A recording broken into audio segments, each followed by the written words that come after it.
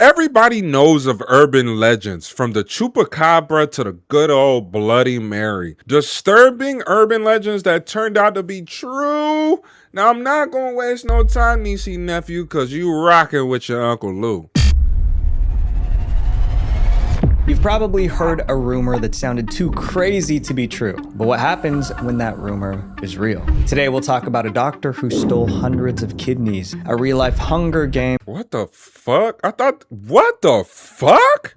and someone who passed out only to wake up buried alive. These are disturbing urban legends that turned out to be true. The goal, guys, is 2.5 million subscribers by the end of 2026. It is a crazy goal, so it would mean the world if you subscribe, and I will do my very best to put out the best videos I can for you.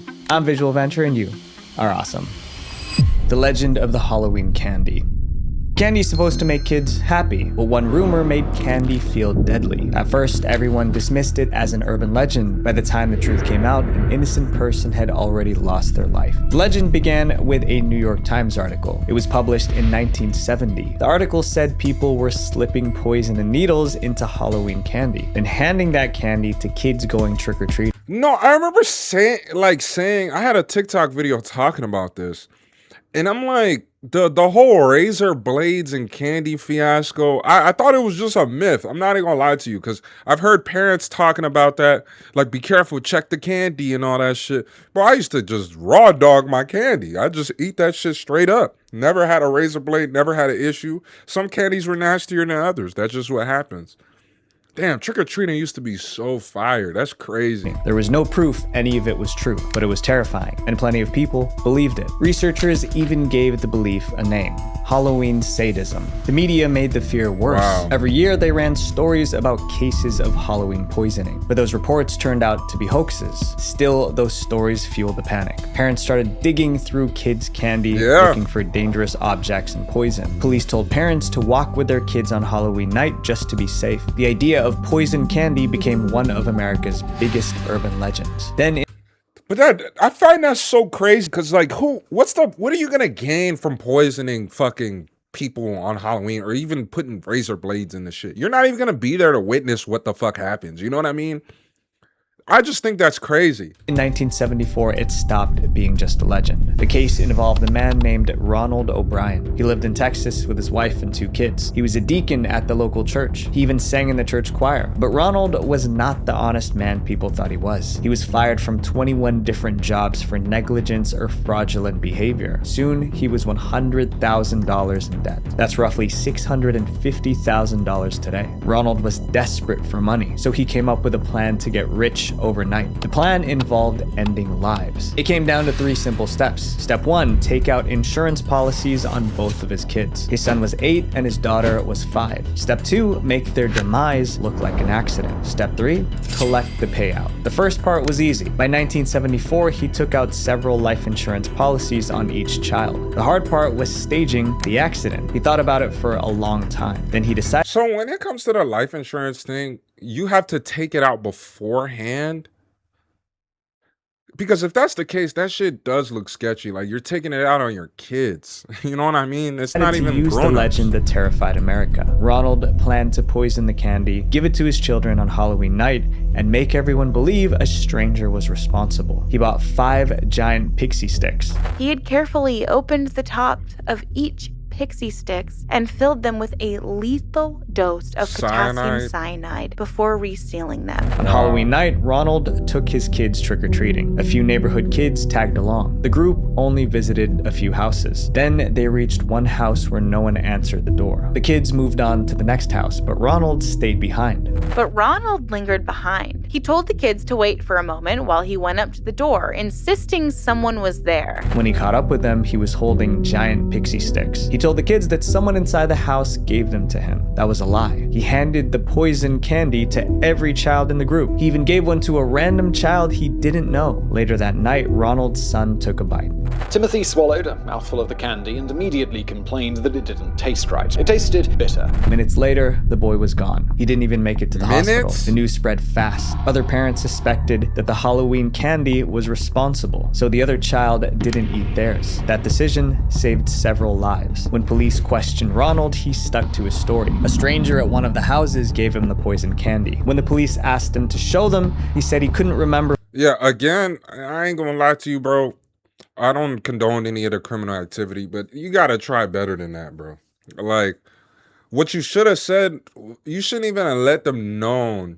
God damn, I'm not trying to condone this, but like, you shouldn't have let it be known at all. Like, hey, this is the pixie sticks I got. That just seems sketchy as fuck. Like, this guy gave me the pixie stick because that's a specific house. If anything, you would have just stuck it in their bags. You know what I'm saying? And just, I don't know. That shit is fucking weird, bro. This guy is wild. Which house he got the pixie sticks from. Detectives kept pressing him. Finally, Ronald pointed to a house, but the man who lived there was not home on Halloween night, so he couldn't have handed out the poison candy. Police kept investigating. They soon learned that none of the homes on that street handed out pixie sticks that night. Ronald's story was falling apart. Meanwhile, Ronald was already making his next move. The morning after his son passed away, he called his insurance company to inquire about collecting the payout from the policy. Someone later heard him say he would use the money to take a long vacation. Bro, that shit is so whack, bro. You would rather risk the life of your own child. Bro, some people really don't deserve to have children. That is retarded, bro. I'm sorry. That shit is fucking ridiculous. You want to take a vacation? But that vacation was never going to happen. Nah, you about to take a vacation, nigga, in between them four walls, nigga, in the big house. Detectives were stacking up more evidence against him. Before Halloween, Ronald asked several people where to buy cyanide. Co-workers remembered Ronald asking about cyanide, how much it would take, where to find it. A chemical supplier ID'd him. Ronald became the main suspect. Police gave him a lie detector test and he failed. Ronald O'Brien was arrested and found ugly as shit. Guilty. He was later ironically sentenced to lethal injection. Ronald made deservingly so, bro. Deservingly so. The urban legend of poisoned Halloween candy real. The press nicknamed Ronald the man who killed Halloween. But over time, the fear faded. Children continued going trick-or-treating, and Ronald's crime remains the only reported case of trick-or-treat candy poisoning. Just like this legend of the Halloween candy was told and retold for decades, Visual Venture is built off stories too. New stories, old stories, and the stories I like to tell are the ones that you can learn from and hopefully become better people because of them. And I really appreciate today's sponsor. Shout out. This next urban legend is that his wife? One of the deep shout out to Visual Venture, man. Damn. Last time I tapped into him for real, he was engaged. It sounded like the plot of a horror movie. Someone wakes up stuck in a coffin, buried 6 feet under. Stories about people being buried alive have been passed down for centuries. But it isn't just an urban legend. People actually went through this nightmare. Rumors about people being buried alive started around the 18th century. Back then, medical science wasn't very advanced. However, some illnesses could put a person in a coma. In that state, a person's breathing would slow down and their pulse would become weak. So sometimes people appear dead, and they're actually in this sort of vegetative state, and they can come out of it. Doctors back then, there was no fugue state.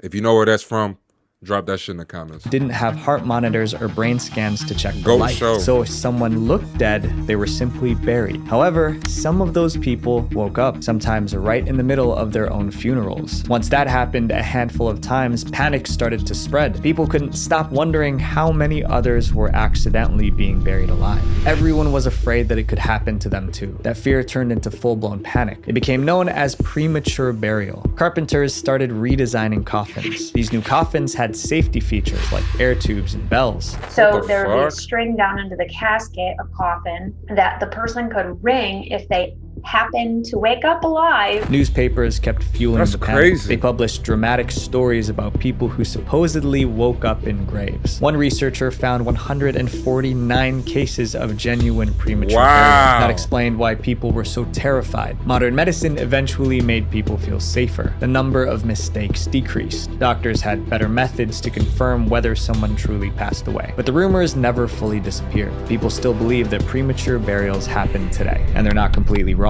In 2014, the BBC published an article titled "Greek Woman Buried Alive." Why in the fuck with the big black cock write a damn story about being buried alive. That doesn't make any sense. Why would the big black cock write something about that? What the fuck? I didn't even know they were a news publication. Is that not crazy? Damn. That boy, I don't know. That shit sound fake. The big black cock wrote about the Greek woman buried alive by accident.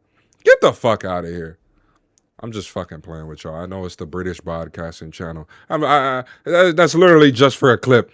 But you know, once I post the clip, you're gonna have dumbasses telling me how dumb I am. By accident. It was about a cancer patient who became unresponsive. Doctors declared her dead, and she was buried soon after. Later, people near the cemetery claimed they heard cries coming from her grave. Workers rushed to dig up her coffin, but by the time they reached her, it was too late. In 2018, a similar story came out of Brazil. People living near a cemetery claimed they heard noises coming from one grave. The person's family opened the tomb. The woman inside wasn't alive, but there were signs that she tried to fight her way out for 11 days. And these are just two of dozens of cases like this. Today, the fear of being buried alive even has a clinical name. It's called taphophobia. In this next legend, people were forced to play a twisted game. Fuck, that give me goosebumps. That's terrifying. There's a movie I remember we had on cassette tape growing up. It was called The Serpent and the Rainbow. And that movie genuinely terrified me. But if you go and look up the cover art for the VHS or even the movie, you see like the guy on there. It's a story about a guy who goes to Haiti and it's like voodoo and all that. And he's pretty much saying, "Don't bury me, I'm not dead." That used to scare the shit out of me watching that movie as a child. The winner survived, but the loser did not. The legend of the human hunter. Imagine running through a dark forest while someone with a weapon chases you. And if they catch you, you will not survive. It's the plot of many thriller movies. It sounds too evil to actually be real, but it turns out there's some truth behind this disturbing legend. The legend can be traced back to a short story published in 1924. It was titled The Most Dangerous Game. In the story, isn't there a book called that? The Most Dangerous Game? Hunter trapped people on an island. He set them loose in the wilderness and gave them a head start. Then he chased them down with a weapon and hunted them for sport. It was a bizarre story, and that's precisely why it got so much attention. Since then, Hollywood has made multiple movies based on the same idea. People call it human hunting. At first, everyone understood that it was only fiction, but soon there were reports that this was actually happening in real life. People dismissed it as another urban legend, until one day police uncovered a case that proved it actually happened. The man at the center of that case lived in Alaska. His name was Robert Hansen. People knew him as an upstanding family man and an experienced hunter. He even owned his own plane, which he used for hunting trips. And the plane gave him access to remote hunting grounds that most people just couldn't reach. Hansen would hop in his plane and go into the Alaskan wilderness. There were no crowds, no cameras, no witnesses. That made it the perfect place to hide his crimes. Hansen was a serial killer. Starting in 1971, he targeted multiple women in Alaska. He kidnapped them, took them Why was that the years? Like the 70s was the decade for those serial killers. Why is that? Is it because the technology wasn't advanced enough? Like the 60s and the 70s had to be the two decades where those crimes existed the most. Like I think the Zodiac was in the 60s and then you had like Bundy, Manson and all these other people in the 70s and that's fucking crazy to me. His plane and flew them to the Alaskan wilderness. Then he gave them a chance to escape. He would let them run into the woods. Then he would grab his rifle and go after them. Sometimes the chase lasted days, but he always caught them. He buried them in the wilderness. Then he marked the site with an X on a map. Once it was over, he returned home and pretended nothing happened. That's crazy. Between 1971 and 1983, Hansen ended at least 17 women. It seemed like nothing could stop him. Then one day, a victim actually escaped. In June 1983, Hansen took a woman named Cindy Polson. As usual, he planned to fly her into the wilderness. He drove her to the hangar where his plane was. Then Hansen made a mistake. He left Cindy alone in the car. He unlocks the doors and he gets out and he opens his trunk and he's trying to remove some things. Cindy saw an opportunity to escape. And that's when I seen my chance and just darted out the door. And I took off running barefoot down He had them cuffed already. I'm thinking he had got them on some like oh, we're going on a little date, you know what I'm saying? I'm a pilot, I fly and all this shit. Nah, this dude was just capturing them beforehand. Unwillingly. This guy's a sicko. Runway. She ran until she reached the nearest road. A driver saw her and gave her a ride. Cindy was finally free, and she went straight to the police. As expected, police brought Hansen in for questioning, but Hansen was ready for them. He already prepared his alibi. He convinced two friends to lie and say they were with them the night Cindy got kidnapped. With no way to disprove his story, police had to let Ronald go, but they weren't convinced. Sure, but like, how do you convince people to just go along with the fuck you're saying? You know what I'm saying? Like, if I'm not knowing of what you actually did, you're not gonna get me to lie for you, bro. Bro, please say I was here, bro. You my brother, bro. You my brother. We go back like, bro, I'm not lying for you.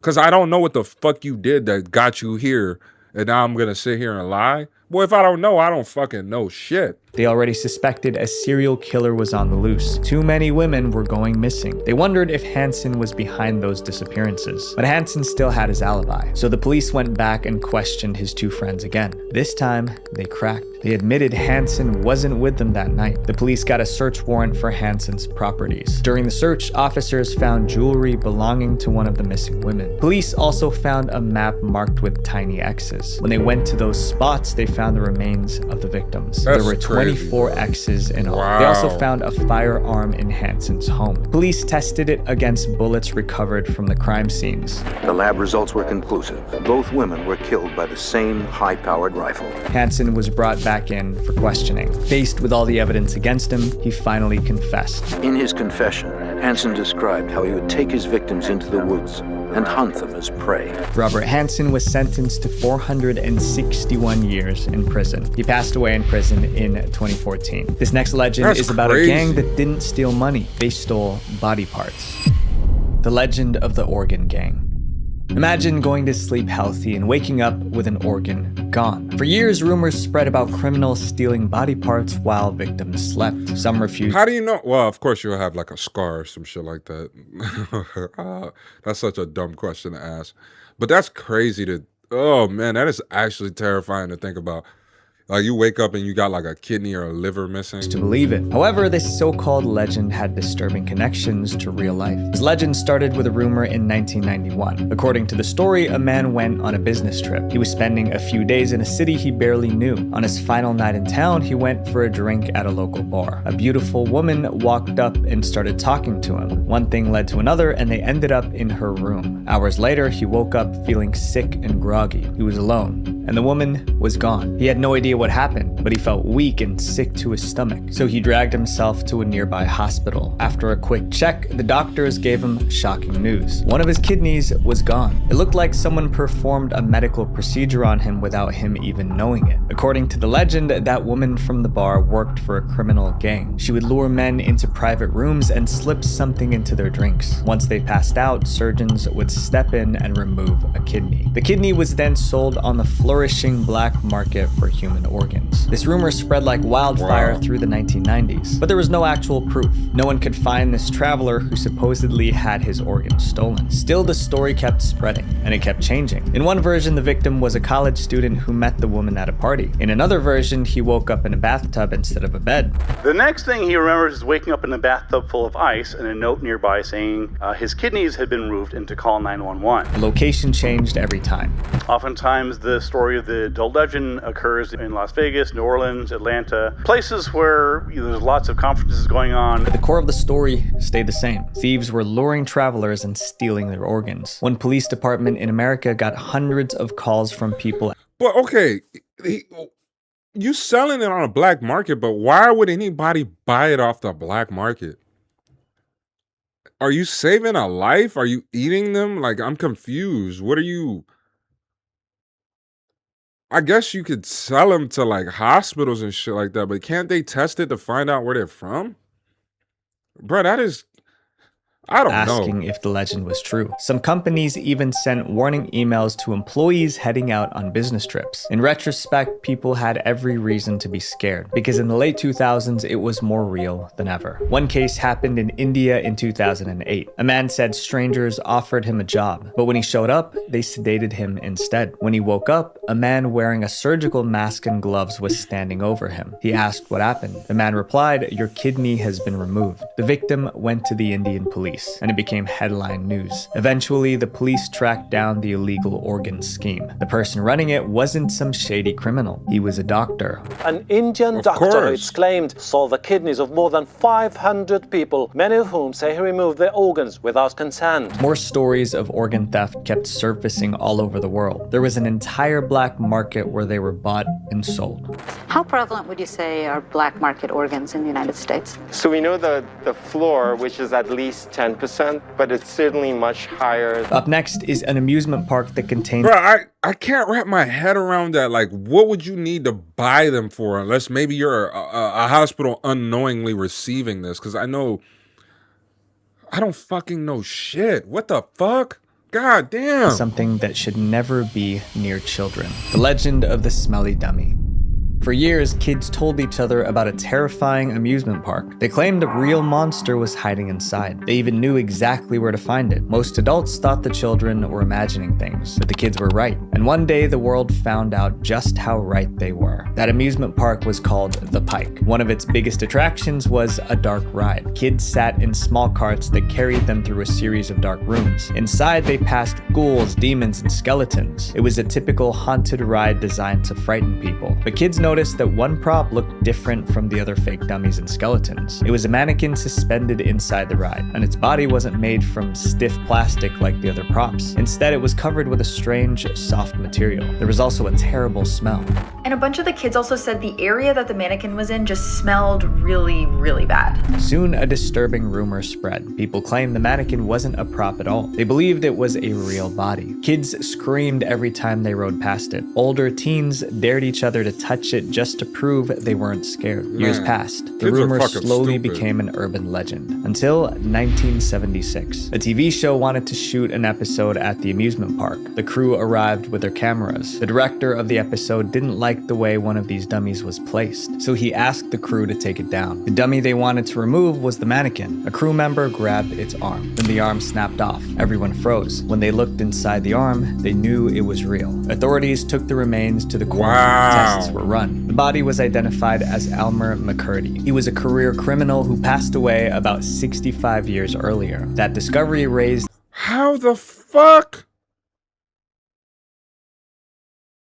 The 70s was a weird time in America, bro.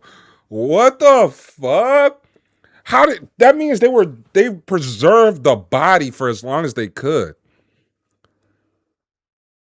Oh, that is an even bigger question. How did a criminal who passed away 65 years earlier end up in an amusement park? Elmer was an outlaw from Oklahoma. He was active in the early 1900s. He took part in several robberies. Most of them did not go as planned. After one robbery, police tracked him down. They surrounded the barn where he was hiding. Elmer refused to surrender, and his life ended in a shootout with the police. His body was taken to a funeral home in Oklahoma, but none of his relatives showed up to claim it. So the owner of the funeral home decided to make money off it. He preserved Elmer's body with embalming fluid. Then he placed it on display. Elmer's mummified body became a local attraction. Locals paid 1 nickel to see it. They called him the Embalmed Bandit. Eventually, carnival promoters heard about the display. They wanted Elmer's body for their traveling show. So they walked into the funeral home and lied.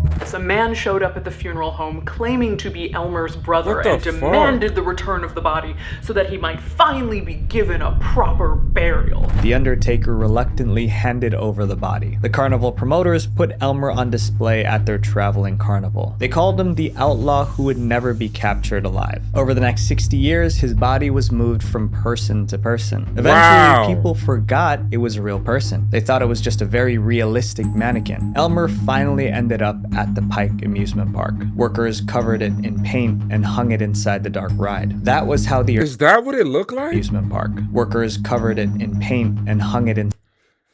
Bro. He still got the hair. I don't know if that's... I don't know. outside the dark deserve ride. that? That was how the urban legend began. The story ended with Elmer receiving a proper burial in 1977. This next legend is about an accident that turned a boy into a faceless monster. The legend of the Green Monster. This legend is about a man who wanted peace and privacy, but people couldn't leave him alone because he didn't have a face. They made up scary stories about him, painting him as a monster. But if they knew what really happened to that faceless man, they might have felt sympathy instead of fear. The legend began spreading in the 1950s. People in western Pennsylvania saw a man walking alone at night. It was dark, so they couldn't see his face clearly, but witnesses swore he had no eyes, no nose, and no mouth. Some even claimed he had green skin, but no one could get close enough to confirm. The man only came out at night. As soon as someone spotted him, he would run into the dark countryside. People tried to take a picture of him, but most of them couldn't get a clear picture. Over time, people nicknamed him Charlie No Face. The story— Bro, that is creepy as fuck. Can you imagine seeing that with your own eyes and then telling people and they're not believing you? Because that sounds like some unbelievable shit. Like, bro, we seen a guy with no face. He did not have a fucking face. When we put the light on, he ran away. That shit sounded like a horror movie. Story spread far and wide. He became very popular because people were hearing about him, and neighboring states like Ohio and New York, people would come from all over just to see Charlie No Face. Charlie No Face became an urban legend. Almost everyone had a theory about who he was. Some said he was a factory worker who fell into a vat of acid. That explained his green skin. Others claimed he was the ghost of a young man who passed away in a terrible accident. The story became more disturbing with every retelling. Ghost hunters traveled to western Pennsylvania hoping to spot him. Then one day the sightings stopped. Charlie No Face was never seen in public again, but the legend kept spreading. Years later, a reporter separated the truth from the rumors. What he uncovered was not a story of a monster. It was about a man who endured one of the most tragic lives ever. Charlie No Face's real name was Raymond Robinson. He grew up a few miles from Pittsburgh. As a kid, he loved exploring with his friends, but when he was 8, one outing changed his life forever. Raymond and his friends went out to swim. On the way, they saw a bird's nest on top of a bridge. Raymond wanted a better view, so he decided to climb the bridge. He had no idea how dangerous it really was. Exposed electrical lines ran across the bridge. In the past, a boy lost his life on that same bridge. Raymond did not understand the risk, but once he climbed up,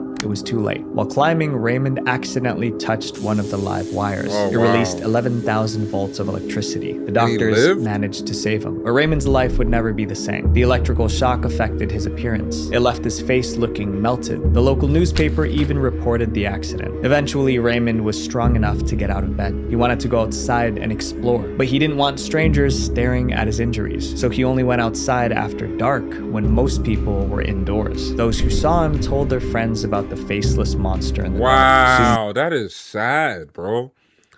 That's a person. I thought it, man, that's a legit person.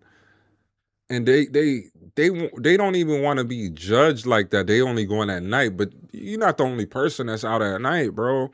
I could imagine there was people that was scared. He became Charlie No Face, and the real story was obscured by the urban legend. Raymond passed away from natural causes in 1984. This next story is about a stunt that went from impressive to horrifying in seconds. The legend of the leaping lawyer. People lose their lives in all kinds of ways, but when people heard what happened to the leaping lawyer, they said it was impossible. The story became an urban legend. To understand why it was so unbelievable, you need to hear the story they were spreading. This legend came from Canada. It said a lawyer worked on the top floor of a high-rise building. He believed the glass windows in his office were unbreakable, so he never missed a chance to brag about them. Glass. 4-ply. Bulletproof. One day, he decided to prove how strong the window was. He threw himself against the glass, expecting to bounce. Oh my God. I wouldn't even play like that on a high rise. I wouldn't even play like that. Off it, but the window came loose. He didn't make it. That was the story people passed around. They heard it from friends and repeated it to others. Most thought it was a joke. They called it the leaping lawyer of Bay Street, but it turns out the leaping lawyer was real. The legend was based on a man named Gary Hoy. In 1993, Gary was a successful lawyer in Toronto, but he was popular for something that had nothing to do with law. Gary loved to scare his coworkers with a disturbing party trick. Gary worked on the 24th floor of this building. The office office had large glass windows overlooking the city. Gary believed the glass was unbreakable. He wasn't completely guessing. Gary knew a thing or two about buildings. Before becoming a lawyer, Gary acquired a degree in engineering. He was fascinated by the strength of modern buildings. Based on what Gary knew, the glass could not break, so he decided to have some fun with it. Whenever someone visited his office, Gary would charge at the windows. His visitors would panic, thinking he was going to crash through the glass. The glass never shattered. Gary would bounce off the window and laugh. His visitor... Bro, that is kind of silly if you think about it. Imagine you go up, you need a lawyer or whatnot, and you go up to his office, and he's fucking running out the window. The way I would walk out would be insanely quick. You're not taking my case, bro. I'd rather go sit in jail. Yo, act crazy as fuck. There's no way. Visitors were more frightened than impressed. He would pound into these windows, showing their great strength, the fact that they were unbreakable. Each time the glass held, until one day, it didn't. In July 1993, Gary was giving some students a tour of his office. As usual, he decided to test the windows. Gary threw his full body weight against the glass. It didn't budge. He did it a second time. Why? And something snapped. Although the glass was strong, the window frame couldn't handle the force. Gary's passing was ruled death by misadventure. The incident was so bizarre that newspapers reported it, but not everyone thought the accident was Gary's fault. Some thought the window was not installed properly. The building's engineers responded in the newspaper. One engineer said, "I don't know of any building code in the world that would allow a 160-pound man to run up against a glass and withstand it." The owners of... And it's not like it was a one-off occurrence. He repeatedly did it. I'm pretty sure over time that window is going to wane. You know what I'm saying? It didn't break. It just came loose. Like, the building also chimed in. They said as long as people don't charge at the windows, they should be safe. A few years later, many of Gary's partners felt that his incident was too difficult to deal with, so Gary's law firm shut down in 1996. Gary's accident was too strange to forget. Over time, the real event became the legend of the leaping lawyer. That's an Every idiot. dangerous person in these urban legends had one thing in common. Everyone around them trusted them completely. But a good reputation isn't the same as a good person. My friends, character is what's left when no one's watching. Visual Venture. Shout out to Visual Venture for this one. I want to know what urban myth that shocked you. Which one actually surprised you? Some of them I didn't know. Some of them I did know. Like, I knew the Leaping Lawyer, but I didn't know the name of it or how it all occurred. But that's genuinely crazy to me. I don't know why anybody would be trying to do something like that, especially on a regular basis. I get maybe one time, two times, but every damn time, well, I'm sorry, you wouldn't get no money out of me. But I appreciate y'all tapping in, and I'm sure I'll catch you in the next one.